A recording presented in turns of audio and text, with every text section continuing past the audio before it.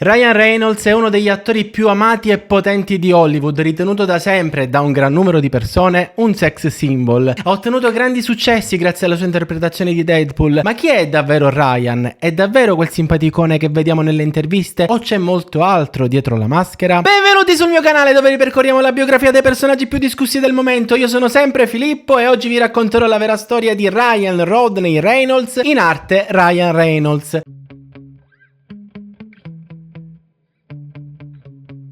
Ryan nasce il 23 ottobre 1976 a Vancouver, in Canada. È il quarto ed ultimo figlio maschio di Tamara e James Reynolds. Lui, un ex poliziotto e venditore all'ingrosso di generi alimentari, lei una casalinga. Tutti i loro figli lavorano nelle forze dell'ordine, tranne Ryan, che inizia a recitare giovanissimo, già nel 1991, mentre ancora frequenta il liceo a soli 15 anni, recita in Hillside, una soppopera adolescenziale canadese. Con suo padre James, Ryan ha un rapporto problematico. Ryan lo ha definito come un dispensatore di stress e una spina nel fianco. In un'intervista al New York Times racconta di un'infanzia passata cercando di prevenire i cambiamenti di umore del padre. Con Ryan abbiamo un sacco di cose in comune. Non entra nei dettagli, ma fa l'esempio di una casa tenuta sempre in ordine, immacolata, e di un giardino con l'erba perfettamente tagliata. Non di un giardino con l'erba perfettamente tagliata. Della madre invece dice solo parole di lode, la elogia per la sua forza, la sua bontà, dice non parlo molto di lei perché annoierei dicendo quanto sia una persona straordinaria. Ma andiamo per ordine. Per 10 anni, 10 lunghissimi anni, Ryan fa esperienza, fa la gavetta con piccoli ruoli e varie comparse.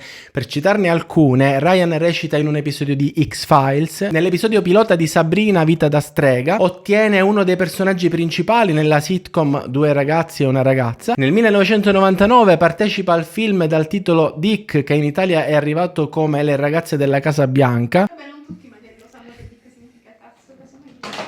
Dick significa cazzo.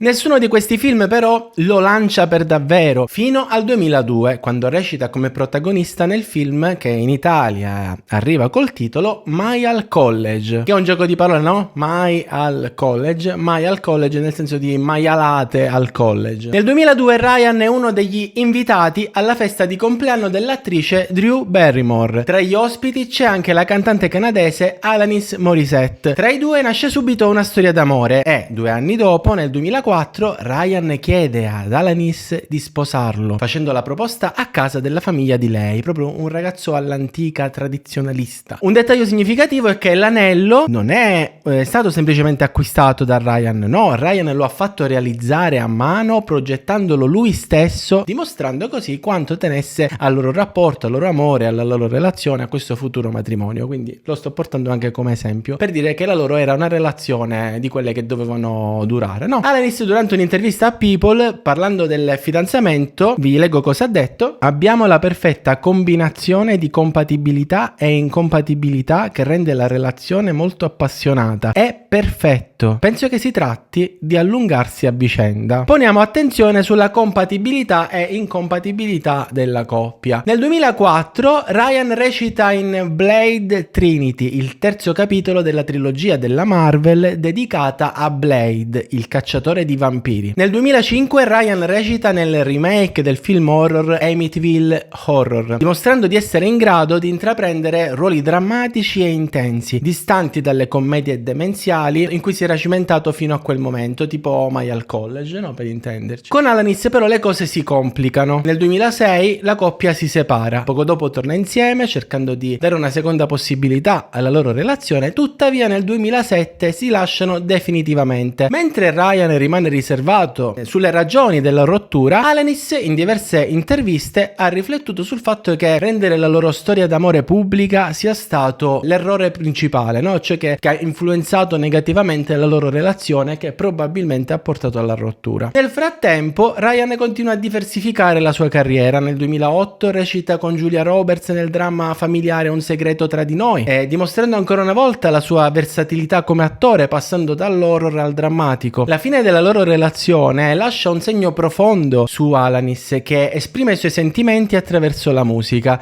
Nel suo album del 2008, la canzone Torch è ispirata alla loro rottura. In questo pezzo Alanis riflette con malinconia su ciò che le manca della relazione, menzionando i piccoli dettagli quotidiani come il loro modo di interagire e condividere momenti intimi e personali. La canzone è un viaggio attraverso il dolore e la perdita, culminando nel pensiero di un futuro immaginato, ovviamente immaginato insieme, che non si realizzerà mai. Solo un anno dopo, il 27 settembre 2008, Ryan Reynolds si sposa con l'attrice Scarlett Johansson. Il loro matrimonio si svolge in gran segreto sull'isola di Vancouver, lontano dagli occhi indiscreti dei media. Scarlett, riflettendo sull'evento, lo ha descritto in maniera ironica, affermando, vi leggo che cosa ha detto Scarlett: non avrei mai pensato che il matrimonio sarebbe stato in un vicolo buio, e scherzando sul fatto che la cerimonia fosse così riservata da sembrare quasi un'operazione di spionaggio di droga, con la natura selvaggia canadese tipo come unica testimone delle loro nozze. Dice Scarlett: c'erano orsi, balene, aquile, sembrava Avatar, sembrava di essere in Avatar, no? Nel film. Faceva più ridere quando la pensavo. Nel dicembre 2009, dopo un anno di matrimonio, Scarlett, parlando della relazione con suo marito Ryan, dice al Time Out New York: lavoriamo e poi andiamo a casa. Io fisso il muro per qualche ora prima di andare a dormire. Come in ogni professione è difficile. Vuoi assicurarti di avere il tempo per investire nella tua famiglia. È una sfida, ma ne vale la pena. Quindi già dopo un anno di matrimonio ci sono le prime avvisaglie di una crisi e arriviamo così al 2005. Ryan già nel 2005 desidera interpretare Deadpool, quindi penserete voi: fantastico, adesso farà un film su Deadpool. E invece no, perché quello che gli fanno fare non è neanche lontanamente il vero Deadpool. Nei fumetti Deadpool è famoso per essere il mercenario chiacchierone, con un sarcasmo e un'ironia pungente, quindi fargli fare un ruolo in cui fondamentalmente combatte contro Wolverine senza neanche poter dire una parola perché c'ha la bocca cucita, ovviamente non ha dato la soddisfazione a Ryan di interpretare il personaggio, anche perché lui fuori dal set ama il personaggio a fumetti di Deadpool. E perché lo ama? Ora ci arriviamo. Nel frattempo la rivista People nel 2010 nomina come uomo più sexy del mondo Ryan Reynolds. Il matrimonio con Scarlett degenera rapidamente, infatti sempre nel 2010 la coppia annuncia la separazione, così all'improvviso. Ovviamente tutti vogliono sapere il motivo, ma loro non lasciano alcuna dichiarazione. Per fortuna però c'è Scarlett che cerca di farlo capire in qualche modo senza dirlo esplicitamente. E che cosa ha detto? Ve lo leggo. Stare con un altro attore è difficile. Ci deve essere una vera e propria comprensione di come si condivide il tempo, soprattutto quando le carriere di due persone non stanno andando alla stessa velocità. Se una persona ha più successo dell'altra, diventa una sfida personale che alimenta una certa competitività. E aggiunge: è molto volatile, c'è e ci sarà sempre la persona con più successo in una coppia. Il matrimonio richiede molto lavoro, ci vuole un uomo che non sia solo sicuro del proprio amore, ma che sia fiducioso anche riguardo alla sua carriera. È meglio se appartiene, tuo marito, sottinteso, a un campo completamente diverso dal tuo. Possiamo quindi dedurre facilmente che secondo Scarlett Ryan non è riuscito a sopportare che la sua carriera, che la carriera di sua moglie stesse andando molto meglio della sua. Nel 2011 Ryan veste i panni di Lanterna Verde, un supereroe della DC. Vedi a cosa può spingersi un uomo pur di vendicarsi della Marvel che non vuole dargli il ruolo di Deadpool in un film tutto suo. Addirittura la DC. In questo film però, con il senno di poi, c'è una nota positiva. Ryan conosce Blake Lively. Per il resto solo drammi. In che senso?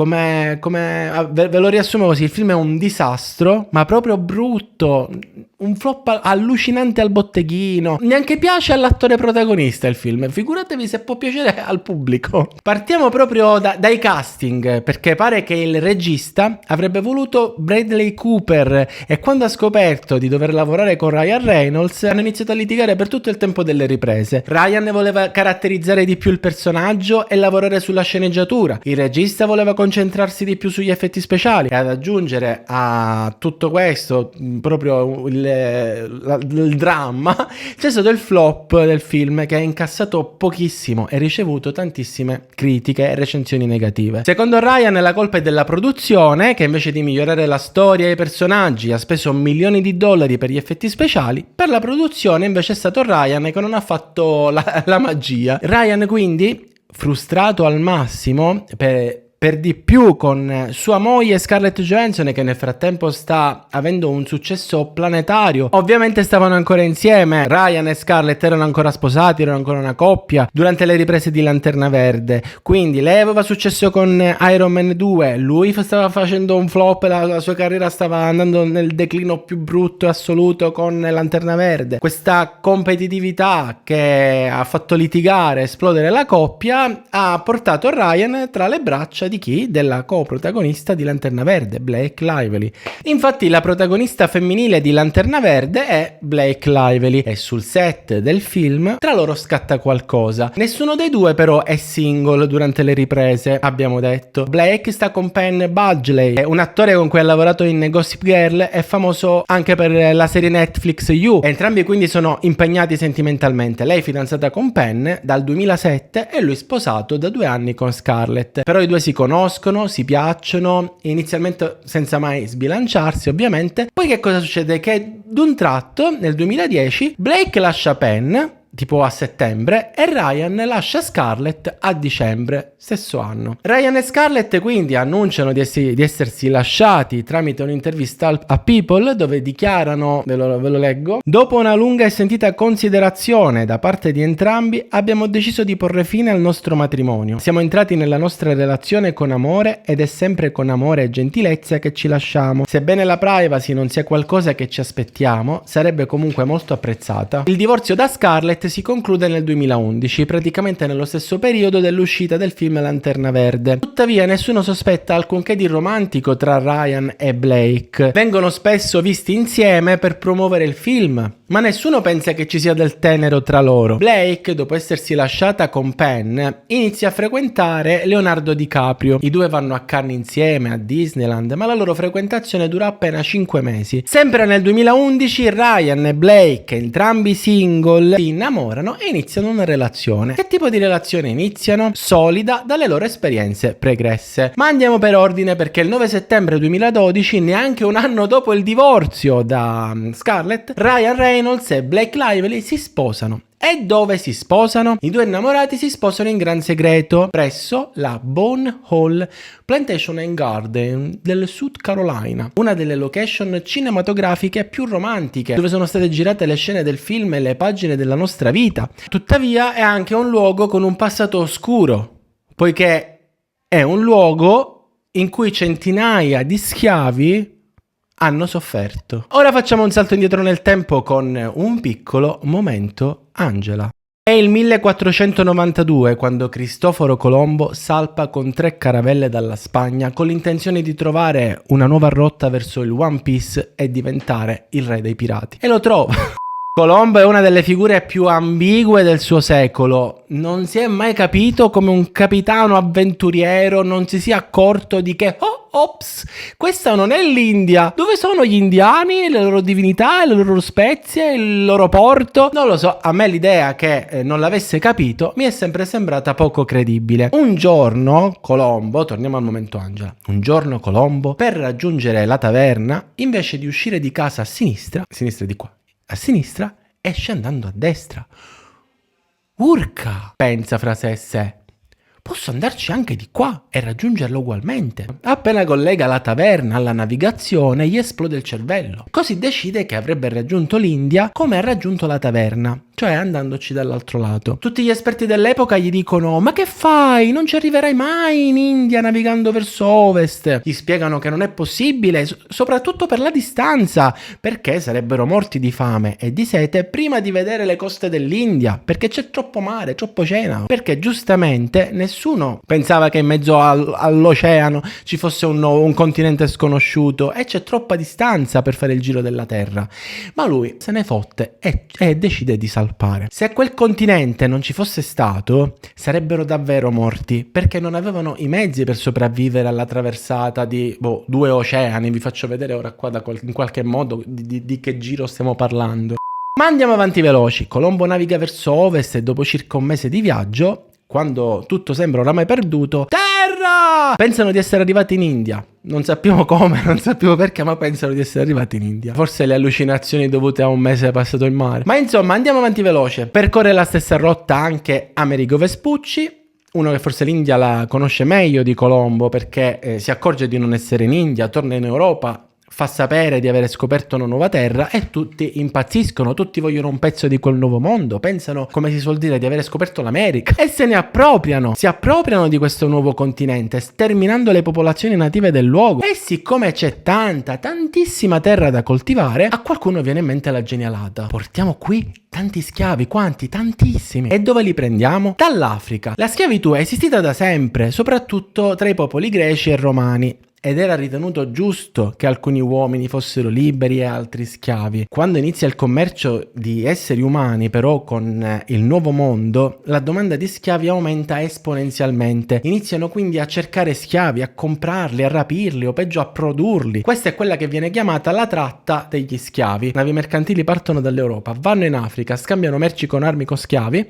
ripartono per l'America, vendono gli schiavi al miglior offerente in cambio di altre merci e oggetti preziosi che riportano in Europa, dove ricomincia il ciclo. L'economia mondiale di quel periodo si basa letteralmente sulla schiavitù degli africani. Questa vendita organizzata di esseri umani dura circa 3 secoli, durante i quali vengono portati in America tra i 12 e i 15 milioni di schiavi dall'Africa, di esseri umani africani, come insomma, tutti ovviamente con la pelle nera. E a livello sociale questo genera una catena di razzismo, dato che chi ha la pelle nera al 99% è uno schiavo e quindi considerato inferiore rispetto a qualsiasi altra persona libera, che invece al 99% è bianca, e quindi così tipo nasce il razzismo, la discriminazione. Insomma, stiamo semplificando a livelli da fare schifo, però per rendere l'idea. E cosa c'entra Ryan Reynolds con tutto questo? Ora ci arriviamo. È il 1681, sono passati 2 secoli da quando Cristoforo Colombo e suo compare Amerigo Vespucci hanno fatto tutto quel casino scoprendo l'America. Il governo coloniale inglese sta incoraggiando la colonizzazione della Carolina del Sud, ed è così che nasce la Bull Hall Plantation and Garden, una grandissima piantagione in cui lavorano gli schiavi. L'economia di quel luogo per circa 200 anni si regge sulla manodopera di intere generazioni di schiavi, di persone nate già schiave. Andiamo avanti velocemente. Verso la fine dell'800 la schiavitù viene abolita, la piantagione diventa una meta turistica, ci girano alcune scene del film Le pagine della nostra vita e Ryan e Blake scelgono questo luogo come location per il loro matrimonio. I fan, appena scoprono questa cosa, si indignano, criticano la scelta della location. Tuttavia la coppia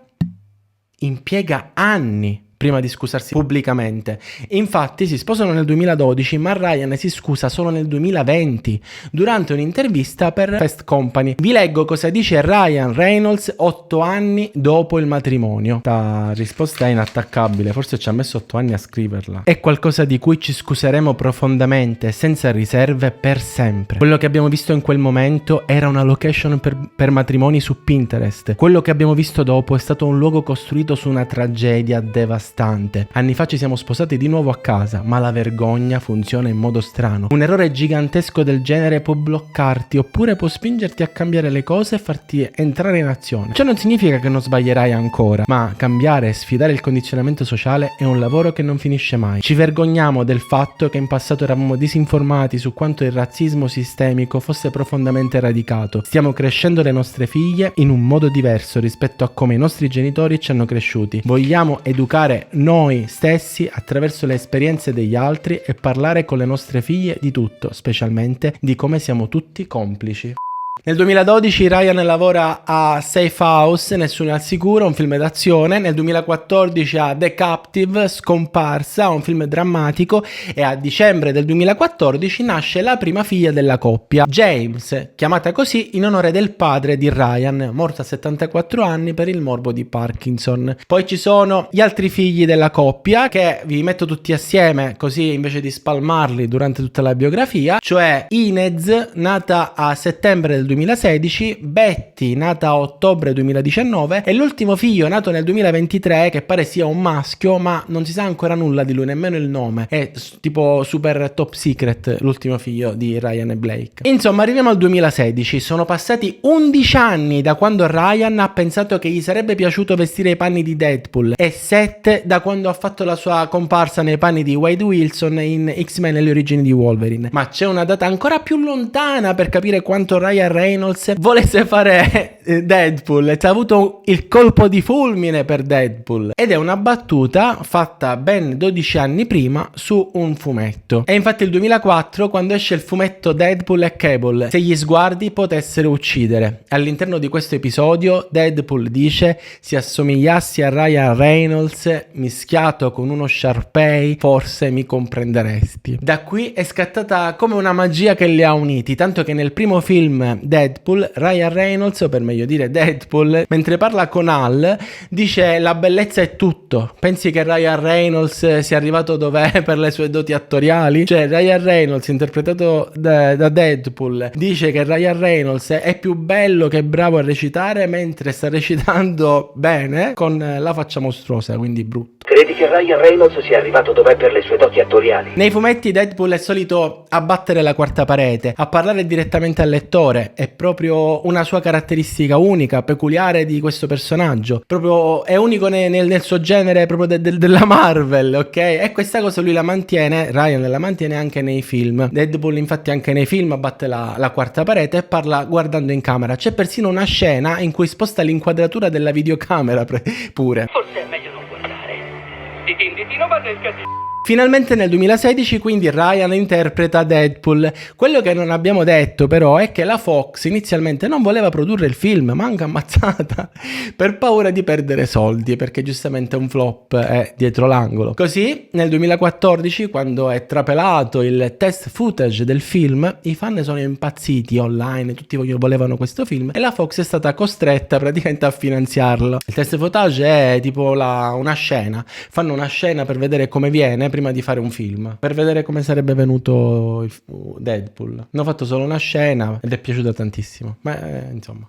E chi l'ha fatto trapelare? Non si sa, secondo me Gesù. Dunque tutti vogliono il film e la Fox solo allora accetta di produrlo, ma con basso budget. Per l'intera produzione del primo Deadpool vengono spesi 58 milioni di dollari, che sembrano tanti, ma sono tipo un quarto del budget degli altri film, per esempio degli X-Men. Non appena esce il film è un successo straordinario, talmente grande da cambiare per sempre la carriera di Ryan Reynolds. Il film incassa oltre 800 milioni di dollari e da quel momento Ryan è travolto da una serie di successi, premi, una vagonata di soldi. A dicembre dello stesso anno Ryan riceve la stella sulla Walk of Fame di Hollywood. Si presenta con sua moglie Blake e le loro 2 figlie e il discorso che fa per la premiazione, per questa stella, per questo riconoscimento è un mix di simpatia e romanticismo. Vi leggo che cosa dice. Voglio ringraziare mia moglie Blake che è seduta lì. È tutto per me. Sei la cosa più bella che mi sia capitata, seconda solo a questa stella sulla Walk of Fame di Hollywood.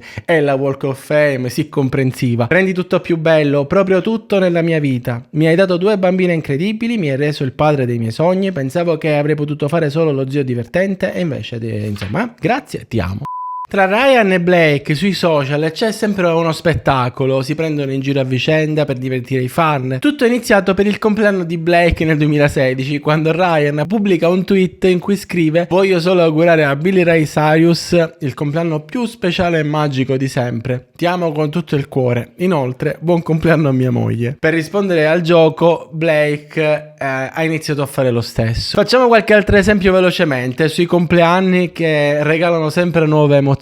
Per il compleanno di Blake, Ryan pubblica una foto di lui e Blake in cui però lei è tipo tagliata con la scritta buon compleanno alla mia fantastica moglie. Blake ricambia il favore e per il compleanno di Ryan posta una foto di suo marito tagliato accanto a Ryan Gosling con la scritta buon compleanno baby. Poi c'è la famosa foto di Blake con la dicitura no filter e ci sono tantissimi altri post divertenti come questi. Ma andiamo per ordine. Nel 2017 Ryan Reynolds è inserito nella rivista Time tra le 100 persone più influenti al mondo. Sempre nel 2017 Ryan recita nel film Life, non oltrepassare il limite, e in Come ti ammazzo il bodyguard. Nel 2018 inizia la sua avventura come imprenditore con la fondazione di Maximum Effort, ispirata all'esclamazione di Deadpool un attimo prima di un attacco. Massimo sforzo. Ryan non la fonda da solo, ma insieme a George Dewey, presidente della Paramount e della 20th Century Fox, la famosa casa di produzione cinematografica. Maximum Effort non è una semplice società di produzione e marketing. Le pubblicità che produce sono quasi esclusivamente legate a progetti di Ryan, dove ci mette la faccia e la comicità. Sempre nel 2018 Ryan compra una grossa quota di partecipazione in una società per azioni che produce e vende gin. Il nome di questo alcolico è Aviation American Gin. Dopo aver acquisito le quote, Ryan diventa il volto pubblicitario di questo gin, facendolo amare ai consumatori e facendo aumentare le vendite e quindi anche il valore della società. Alcune pubblicità, come quella del cocktail vasectomia, sono decisamente divertenti e sono andate virali. Grazie a questa strategia di marketing, solo 2 anni dopo Ryan vende le sue quote per $600 milioni.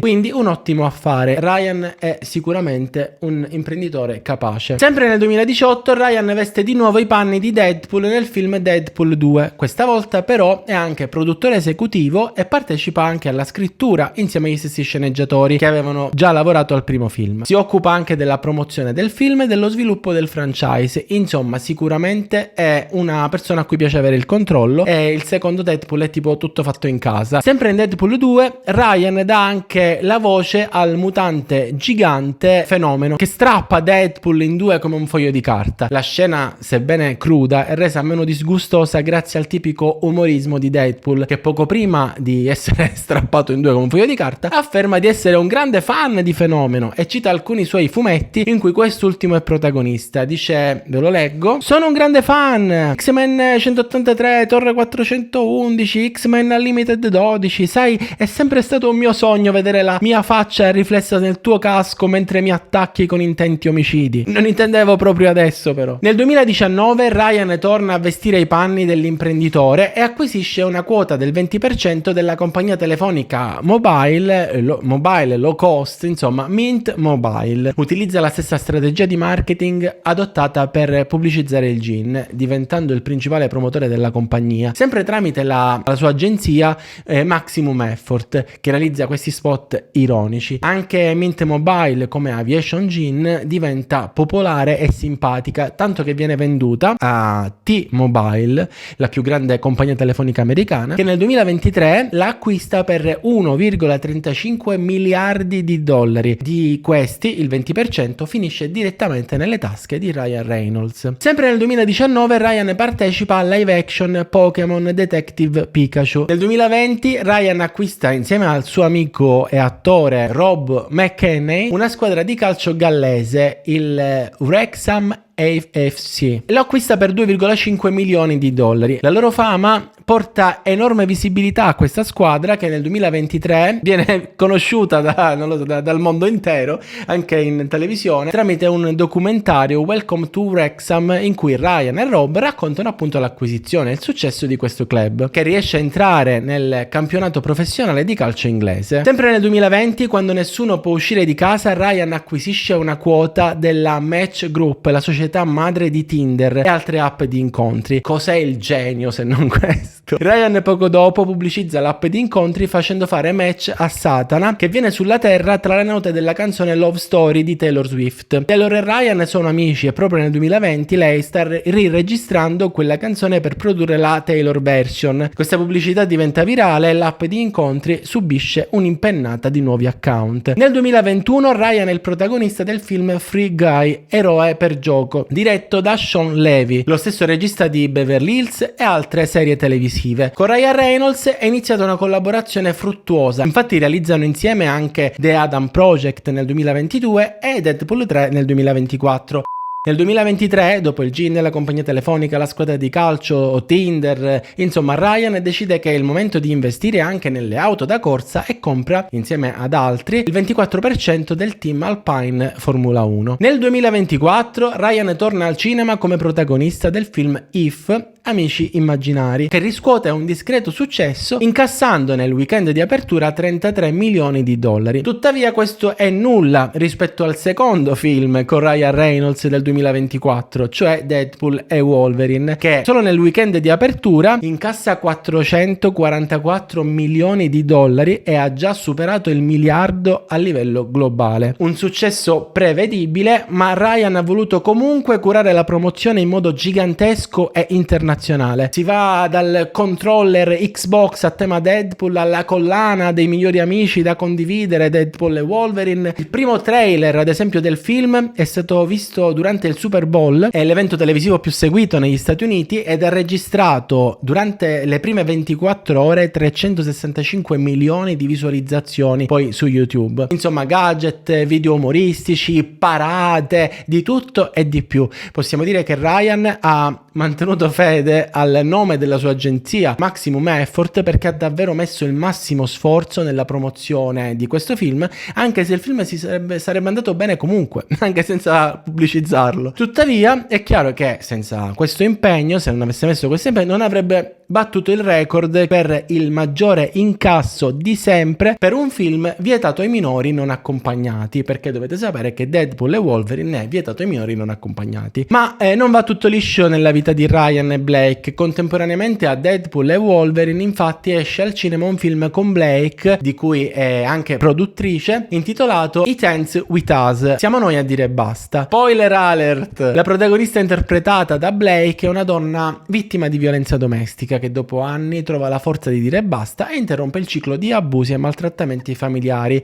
troppo spesso accettati come il male minore. Lo fa soprattutto per sua figlia, per salvarla dal subire quello che lei stessa ha sofferto. Un film quindi impegnato, con una morale molto seria, che suscita parecchia indignazione, perché Blake non si è minimamente interessata a sensibilizzare sul tema della violenza domestica, concentrandosi invece sulla promozione dei vestiti a tema floreali. Ovviamente Ryan collabora a questo progetto, almeno quanto Blake collabora nei progetti di Ryan, e i fan quindi che cosa fanno? Sospettano che l'idea di promuovere il film più come una sorta di tragedia romantica anziché come una storia di violenza domestica possa essere stata un'idea di Ryan. Ma di questo film e di come Blake abbia perso l'occasione di sensibilizzare su un tema così importante ne ha già parlato dettagliatamente Iris nel video I capricci di Blake Lively, che vi lascio qui da qualche parte. Quindi direi che per oggi possiamo fermarci qui. Fatemi sapere che cosa ne pensate nei commenti. Secondo voi Ryan Reynolds è più bravo come attore o come imprenditore? Con Scarlett si sono lasciati perché Ryan non è riuscito a sopportare i suoi successi, mentre la sua carriera sembrava più in declino, no? Per il flop di Lanterna Verde? Fatemelo sapere nei commenti. Grazie per il mi piace, per esservi iscritti al canale. Noi ci vediamo prestissimo con una nuova biografia e basta. Forse ce l'ho fatta.